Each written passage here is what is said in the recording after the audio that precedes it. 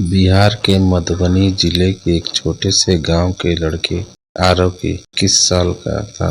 घर की हालत बेहद खराब थी।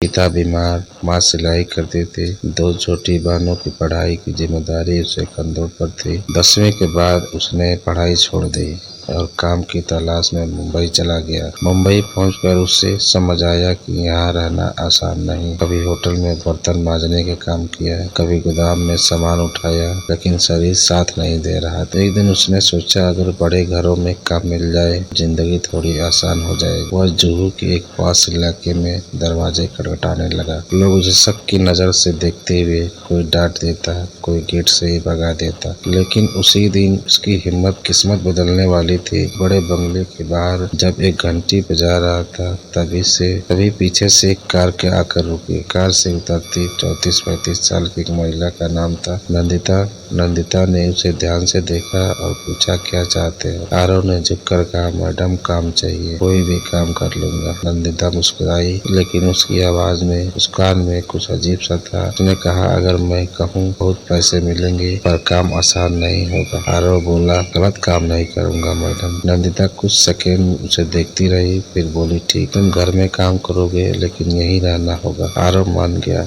घर बहुत बड़ा था, लेकिन अजीब तरह से खाली खाली। नंदिता अकेली रात को अचानक उसके कमरे में से चीखने की आवाज आने लगी।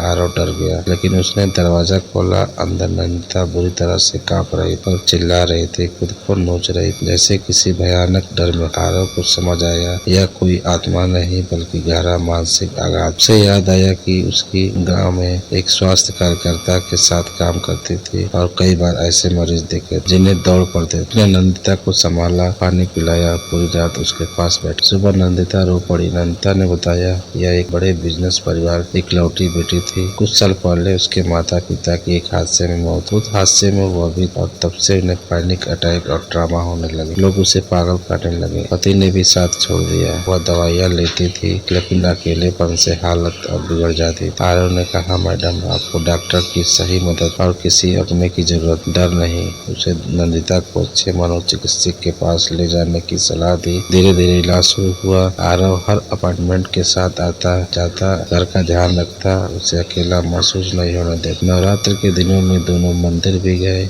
लेकिन इलाज जारी रहा। 6 महीने में नंदिता की हालत काफी सुधर गई। अब नंदिता पहले जैसे मजबूत और आत्मविश्वासी बन रही। एक दिन उसने कहा, तुमने मुझे बचाया है, मैं तुम्हें सिर्फ नौकर की तरह नहीं देखती। आरव बोला, आपने मुझे इज्जत दी, काम दिया, मैं सिर्फ इंसानियत निभा रहा। धीरे धीरे दोनों में सच्चा सम्मान, फिर प्यार हो गया। 2023 में शादी कर ली। नंदिता अपना बिजनेस संभालती। हर समस्या भूत प्रेत नहीं होती, मानसिक बीमारी है। सही इलाज और साथ हो तो जिंदगी बदल सकती। अमीरी गरीबी से ज्यादा जरूरी है इंसानियत। आरव भी पढ़ाई पूरी कर चुका है और बिजनेस में पार्टनर है। प्यारी सी बेटी है, जो दोनों मिलकर गांव के बच्चों की पढ़ाई का खर्च उठाते हैं। ये कहानी कैसी लगी आप कमेंट में जरूर बताएं।